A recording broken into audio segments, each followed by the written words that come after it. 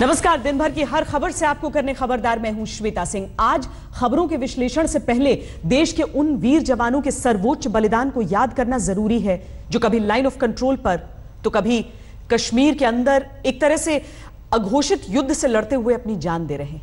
यह अघोषित युद्ध है आतंकवाद के खिलाफ। यह अघोषित युद्ध है पाकिस्तान की आतंकी साजिशों के खिलाफ। सेना के मेजर कमलेश पांडे, सिपाही तेंजिंग छुतलिम, ये देश के वो दो बेटे हैं जो आज कश्मीर के शोपियां में आतंकवादियों से लड़ते हुए शहीद हो गए। शोपियां उस दक्षिण कश्मीर का जिला है जो आतंकवादियों का सबसे बड़ा अड्डा है। कश्मीर में आतंकवादियों को ऑल आउट करने में जुटी सेना की एक सर्च पार्टी पर आज शोपियां में आतंकवादियों ने फायरिंग की, जिसमें आतंकवादियों से लड़ते हुए राष्ट्रीय राइफल्स के मेजर कमलेश पांडे और सिपाही तेंजिंग की जान चली गई। शहीद मेजर कमलेश पांडे उत्तराखंड के अल्मोड़ा के रहने वाले थे। उन्होंने 5 साल पहले 2012 में आर्मी ज्वाइन की थी। उनके परिवार में पत्नी और 2 साल की बेटी है जो गाजियाबाद में रहते हैं।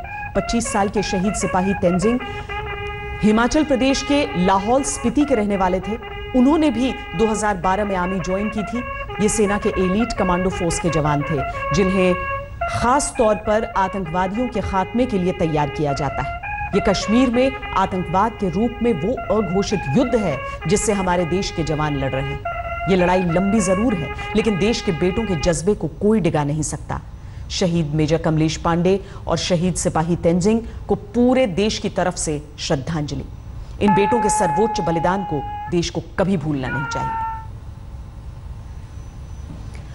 आइए अब विश्लेषण करते हैं विदेश मंत्री सुषमा स्वराज के उस बारूदी भाषण का जिसने विदेश नीति पर विपक्ष की राजनीतिक घेराबंदी को ध्वस्त कर दिया। आज राज्यसभा में नरेंद्र मोदी सरकार की विदेश नीति पर चर्चा हुई जिसमें विपक्ष के नेताओं ने कूटनीति के मोर्चे पर सरकार को पूरी तरह से फेल बताया। इसमें विदेश मंत्री के तौर पर सुषमा स्वराज को उनके कथित तौर पर सीमित रोल को लेकर विपक्ष ने चिढ़ाया, जिसको लेकर सुषमा स्वराज ने विपक्ष के नेताओं पर चुन चुनकर जुबानी बमबारी की। सबसे पहले आपको दिखाते हैं संसद में सुषमा स्वराज की कूटनीति वाली दिलचस्प क्लास। राज्यसभा में विदेश नीति पर बहस के दौरान पीएम मोदी के इजराइल दौरे की भी बात उठी और ये कहा गया कि इजराइल के साथ दोस्ती करके फिलिस्तीन पर भारत की बुनियादी नीति को बदल दिया गया। पहली बार भारत का कोई पीएम 70 साल में इजराइल के दौरे पर गया था। विदेश नीति पर सुषमा स्वराज के इस बारूदी भाषण के बीच ही संयम की बात भी कही गई, अक्लमंदी से काम लेने की बात भी कही गई। यह चीन के लिए संदेश है कि उसकी युद्ध वाली धमकियों को एक कान से सुनकर दूसरे कान से निकाल देने में ही समझदारी है, क्योंकि युद्ध के लिए सेना होती है और सेना हमेशा युद्ध के लिए तैयार होती है। किसी भी मामले का हल बातचीत से निकाला जा सकता है। विदेश मंत्री सुषमा स्वराज ने आज इस पर विश्वास भी जताया। एक तरह से डोकलाम के मुद्दे पर चीन की अकड़ को फिर एक बार भारत से साफ साफ संदेश दिया है कि भारत का स्टैंड वही है जो पहले था। चीन अगर चीख रहा है तो उसे चीखने दो। चीन की धमकियों को लेकर भारत का मंत्र बातचीत और संयम का ही है। चीन भारत का बड़ा आर्थिक सहयोगी भी है, उसका बड़ा बिजनेस भी दांव पर लगा है। डोकलाम के मुद्दे पर चीन से लड़ने का एक ही फॉर्मूला है, वो है बिना बौखलाहट संयम के साथ अपने स्टैंड पर कायम रहना। इन बातों के साथ ही सुषमा स्वराज ने डोकलाम के मुद्दे पर राज्यसभा में अंग्रेजी में लिखित बयान पढ़ा, जिसका साफ मतलब यही है कि सिक्किम बॉर्डर तय होने का जो दावा चीन कर रहा है वो गलत है। चीन अपने हिसाब से तथ्यों को दिखा रहा है। डोकलाम में चीन ने पुरानी स्थितियों को एक तरफा एक्शन से बदला है। 2012 का समझौता है जिसके बाद कोई बात नहीं। कल चीन के विदेश मंत्रालय ने डोकलाम मुद्दे पर 15 पन्नों के बयान में तमाम दावे किए थे, जिसमें भारत की तरफ से सैनिक कम करने से लेकर कई बातें कही गई थी। लेकिन आज विदेश मंत्री सुषमा स्वराज ने साफ कर दिया कि भारत ने जो 30 जून को बयान जारी किया था वो उसी स्टैंड पर आज भी कायम है।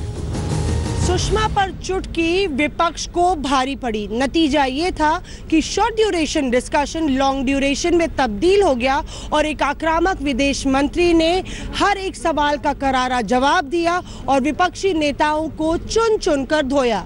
कैमरा पर्सन शकील अहमद, सुप्रिया भारद्वाज और राहुल श्रीवास्तव के साथ मौसमी सिंह, दिल्ली आज तक। कल हमने आपको खबरदार में बताया था कि चीन के विदेश मंत्रालय ने 15 पेज का बयान जारी करके डोकलाम के मुद्दे पर भारत पर नए सिरे से दबाव बनाने की चाल चली है। 15 पेज के बयान में चीन ने कहा था कि उसने डोकलाम में सड़क बनाने के बारे में भारत को पहले ही बता दिया था। चीन का कहना है कि 16 जून को उसने सड़क बनाना शुरू किया। 18 जून को भारत के 270 सैनिक आ गए। भारत के 270 सैनिक 2 बुलडोजर और हथियारों के साथ आए और चीन के इलाके को पार किया। चीन ने दूसरा झूठ यह बोला था कि डोकलाम में चीन और भूटान के बीच जमीन का कोई विवाद नहीं है, कोई सीमा विवाद नहीं है। चीन ने तीसरा झूठ यह बोला कि डोकलाम उसकी जमीन है और यह 1890 में ब्रिटेन और तिब्बत समझौते के तहत तय है। चीन ने यह बात नहीं बताई कि सड़क बनाने से उसने भूटान के 1988, 1999 और भारत के 2012 के समझौतों को तोड़ा। 15 पेज के बयान में चीन ने कहा था डोकलाम में एक वक्त भारत के 400 सैनिक और 2 बुलडोजर थे और डोकलाम में भारत के सैनिक चीन के इलाके में सीमा के 180 मीटर अंदर तक 3 टेंट लगाकर बैठ गए। इस बयान के मुताबिक जुलाई के आखिर तक डोकलाम में भारत के 40 सैनिक और 1 बुलडोजर मौजूद थे। लेकिन आज विदेश मंत्री सुषमा स्वराज ने इन दावों को तवज्जो नहीं दी और साफ साफ कहा कि बातचीत से ही डोकलाम का हल निकल सकता है। चीन जो दावे कर रहा है वो सही नहीं है। तथ्यों को अपने हिसाब से पेश करके दबाव बनाने से काम नहीं चलेगा। खबरदार में अब हम आपको भूटान से आज तक की एक्सक्लूसिव रिपोर्टिंग दिखाएंगे। आज तक पहला और इकलौता हिंदी न्यूज चैनल है जो डोकलाम के सबसे नजदीक जाकर रिपोर्टिंग करके आया है। डोकलाम में चीन और भारत के बीच जारी तनातनी के बीच आज तक की टीम भूटान में हा घाटी तक पहुंची, जहां से डोकलाम की दूरी महज 40 किलोमीटर है। लेकिन डोकलाम तक जाने की न तो सेना के अलावा किसी को इजाजत है और न ही कोई डोकलाम तक पहुंच सकता है, क्योंकि भूटान की हा घाटी के बाद ऐसी कोई सड़क नहीं है जो डोकलाम तक पहुंच सके। हा घाटी से आगे डोकलाम तक जाने के लिए भारतीय सैनिक और भूटान रॉयल आर्मी के जवान पैदल सफर करते हैं। तो चलिए आपको ले चलते हैं भूटान में हा घाटी के सफर पर। ऐसा सफर अभी तक किसी दूसरे भारतीय न्यूज चैनल ने पूरा नहीं किया है।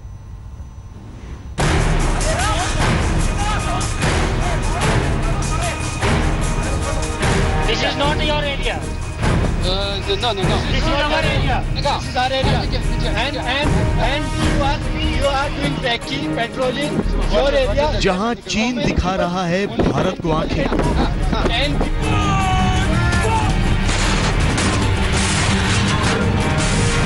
जहां चीन कर रहा है भारत से युद्ध का अभ्यास, जहां मिलती है भारत, चीन और भूटान की सीमा, जहां आमने सामने खड़े हैं भारत और चीन के सैनिक। आज तक आपको लेकर चलेगा भूटान की हा घाटी में, जहां से डोकलाम घाटी का सफर सिर्फ और सिर्फ पैदल तय किया जाता है। आज तक पहला न्यूज चैनल है जो अब तक डोकलाम के सबसे नजदीक पहुंच सका है, वो भी भूटान में। तो चलिए शुरू करते हैं भूटान का सफर और आपको लेकर चलते हैं डोकलाम के बेहद नजदीक भूटान की हा वैली के सफर पर।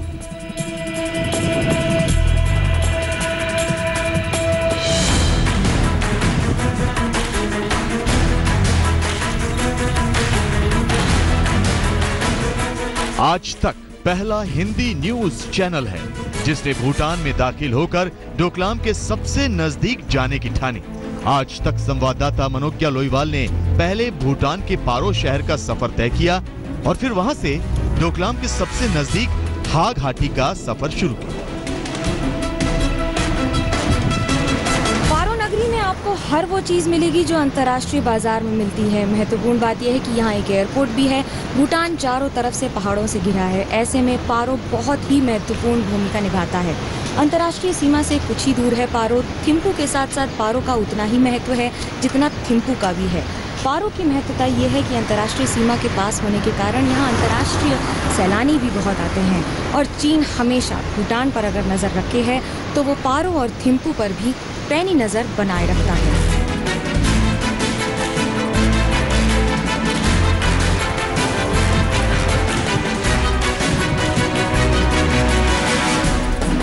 मैं इस समय हूँ पारो में और पारो से आगे बढ़ेंगे तो आपको हम लेकर जाएंगे हा की तरफ। हाँ, यहाँ से करीब 60 से अधिक किलोमीटर दूर है। अभी बारिश शुरू हो चुकी है, मौसम बहुत ख़राब है, लेकिन आपको वहाँ ले जाकर ये दिखाने की कोशिश करेंगे कि आखिरकार ज़मीनी सच्चाई क्या है। हा घाटी में सफर करने के लिए आज तक को भूटान के प्रशासन और सेना से विशेष अनुमति लेनी पड़ी, क्योंकि यहाँ सिर्फ स्थानीय लोगों और उनके रिश्तेदारों को ही जाने की अनुमति। पारो से हा के सफर के दौरान करीब 40 किलोमीटर लंबे रास्ते पर हमें कोई भी दूसरी गाड़ी नजर नहीं आई। आज तक पहला न्यूज चैनल है जो आपको इस रास्ते से लेकर जाएगा और आपको दिखाएगा कि आखिरकार क्या है सच्चाई चीन की। भूटान के जरिए हम पहुंचेंगे डोकलाम वैली के सबसे करीब और आपको बताएंगे कि सही तस्वीर आखिरकार है क्या और क्या है चीन के मंसूबे।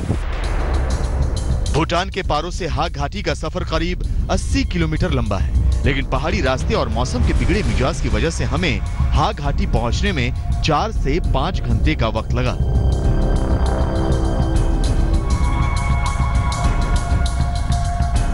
और फिर आखिरकार हम भूटान की हा घाटी पहुंच चुके थे। मैं इस समय हूँ हा डिस्ट्रिक्ट में और मेरे पीछे है हा वैली, जो आपको बताएगा कि अब इसके आगे कोई रास्ता नहीं है। इसके आगे अगर जाना है तो सीमा तक जाने के लिए सिर्फ पैदल चलना पड़ेगा और वहां जाने की अनुमति सिर्फ और सिर्फ सेना को है।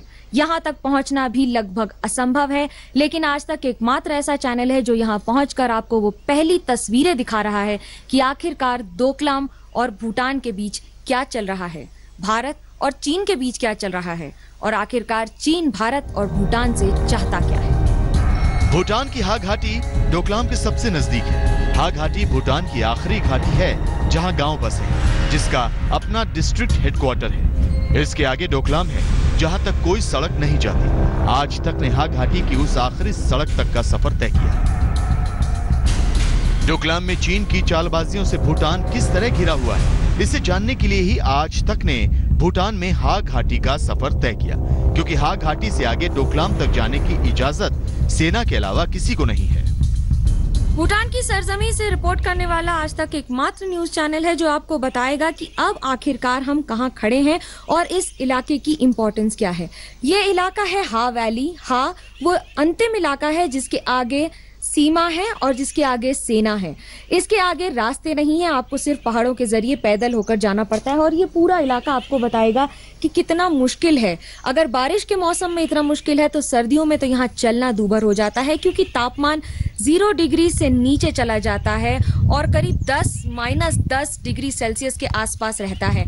इस पूरे इलाके में यातायात के प्रबंध सिर्फ सीमित हैं। आने जाने के लिए भी आपको स्पेसिफिक परमिट लेनी पड़ती है। इस इलाके में पहुंचना आसान नहीं होता है। महत्वपूर्ण बात यह है कि मेरी दाईं तरफ है भारत या यूं कहें सिक्किम और मेरी बाईं तरफ है तिब्बत, जिसे चीन ने अब तक अपने कब्जे में रखा है और मैं इस समय हूं भूटान में। भूटान का बॉर्डर जिला हा डोकलाम घाटी के सबसे नजदीक है और चीन प्रशासित तिब्बत के अलावा भारत के सिक्किम से इंटरनेशनल बॉर्डर शेयर करता है। हा वैली में भूटान के इंटरनेशनल बॉर्डर पर चीनी सैनिकों की घुसपैठ को रोकने के लिए भारतीय सेना और रॉयल भूटान आर्मी के जवान तैनात हैं। हा घाटी के ऊंचे ऊंचे पहाड़ इसे चीनी घुसपैठ से सुरक्षित रखते हैं। चुम्बी वैली कुछ इसी तरह की एक वादी है, लेकिन उसकी महत्वता कई गुना ज्यादा है बाकी किसी भी तरह की वादियों से। कारण है डोकलाम प्लेटू जो कुछ ही किलोमीटर दूर है और उसके साथ साथ चुम्बी वैली जो एक ऐसी जगह पर है जहां पर एक जगह तिब्बत है, दूसरी ओर भूटान है और तीसरी ओर भारत। ऐसे में इन 3 देशों के बीच में चुम्बी वैली और उसके साथ साथ डोकलाम का पूरा प्लेटो इतना ज्यादा महत्वपूर्ण हो चला है। महत्वपूर्ण बात यह भी होती है कि जो भी सेना डोमिनेशन पर होती है या यूं कहें जितनी ऊंचाई पर होती है उसका डोमिनेशन उतना ही ज्यादा स्ट्रॉन्ग होता है।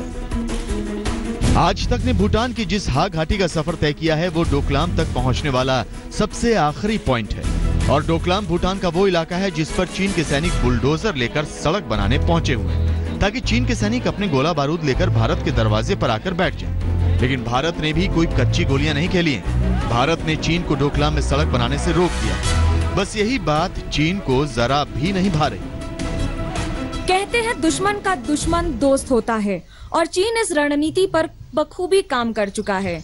भले ही पाकिस्तान के बाद अब उसने ये कोशिश भूटान के साथ की हो, लेकिन इस मामले में वो विफल रहा। शायद यही वजह है कि भूटान पर उसे आकर रुकना पड़ा और अब तक सीमा पर ही अटका हुआ है। सवाल ये उठता है कि आने वाले दिनों में किस कदर चीन अपने कदम आगे बढ़ाएगा और भारत किस कदर उसे बार बार रोकेगा।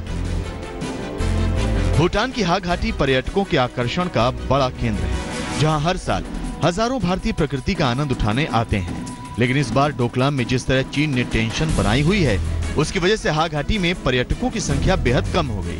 चीन अपने स्वार्थ के चक्कर में भूटान और भारत दोनों की शांति भंग कर रहा है। डोकलाम में अपना वर्चस्व बनाए रखने की इस लड़ाई में चाइना ने हर बार हर नियम तोड़ा है। अब तक हमने देखा है कि चाइना 2 महीने से लगातार एक के बाद एक प्रेशर बनाए हुए है इस इलाके में। मनोज्ञा लोईवाल, भूटान। पाकिस्तान और पाकिस्तान के पिछलग्गू अलगाववादी अक्सर कश्मीर में आतंकवादियों की मौत पर आंसू बहाते हैं, भारतीय सेना पर उंगली उठाते हैं। उनको मुंहतोड़ जवाब देने के लिए अब हम उस ऑडियो रिकॉर्डिंग का प्रसारण करेंगे जिसमें भारतीय सेना के एक अधिकारी लश्कर के कमांडर अबू दुजाना को सरेंडर करने के लिए मनाने की कोशिश कर रहे हैं। वही अबू दुजाना जिसे 1 अगस्त को कश्मीर में सेना ने जहन्नुम नसीब करवा दी थी। तेरी अपना काम था तो अपने तरफ से निकलो छोड़ के मान ले यार, मान बात, कोई बात नहीं, कुछ नहीं हो जाएगा। देख ये लोग भी मारे जाएंगे। हर आतंकवादी की तरह कश्मीर में लश्कर के कमांडर अबू दुजाना को भी जहन्नुम नसीब हो गई। लेकिन अगर अबू दुजाना भारतीय सुरक्षा बलों की बोली सुनकर बंदूक और गोली से तौबा कर लेता तो उसका नसीब बदल सकता है।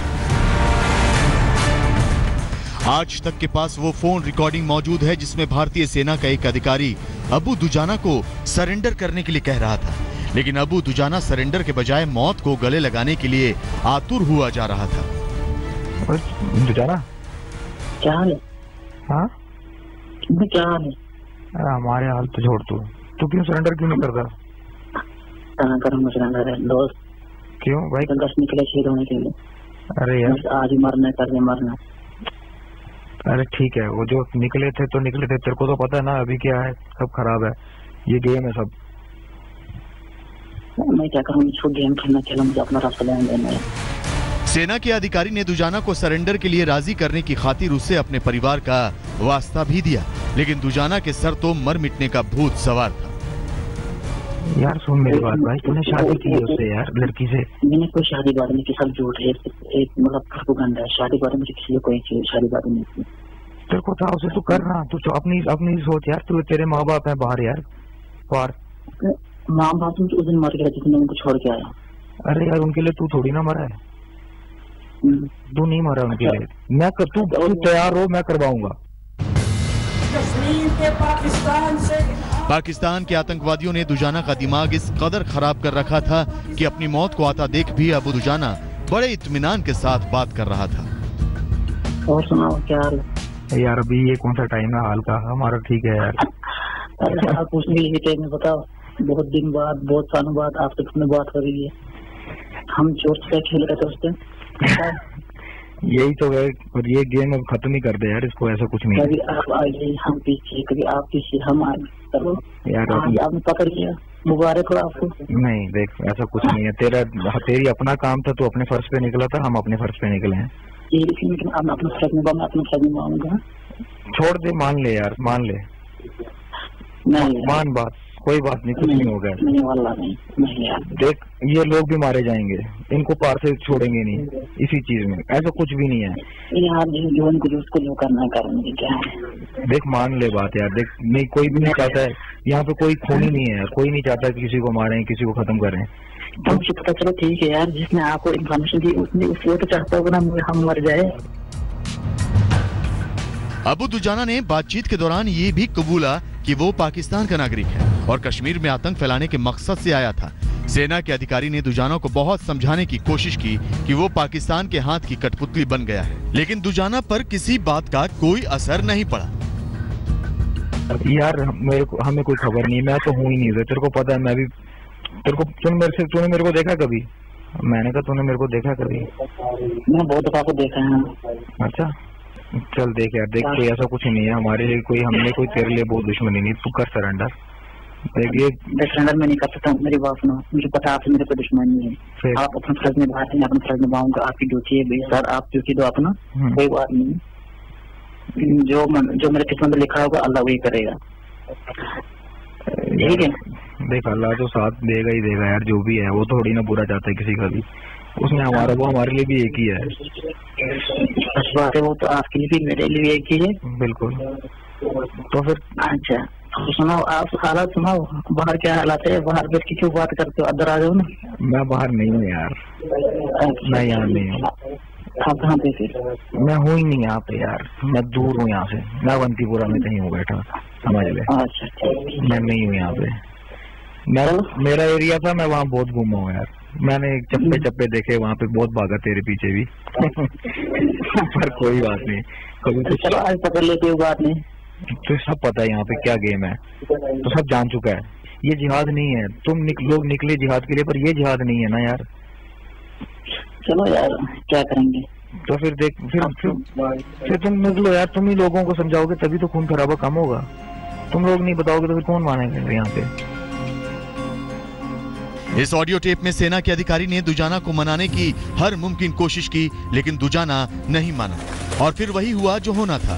दुजाना से फौजी अफसर की बातचीत के इस ऑडियो क्लिप से साफ है कि सेना कश्मीर में हर आतंकी को जिंदा सरेंडर करने का मौका देती है, बातचीत से मनाना चाहती है, लेकिन गोली के आदि इन दहशतगर्दों को मोहब्बत की बोली समझ में नहीं आती। श्रीनगर से अशरफ वानी के साथ आज तक ब्यूरो।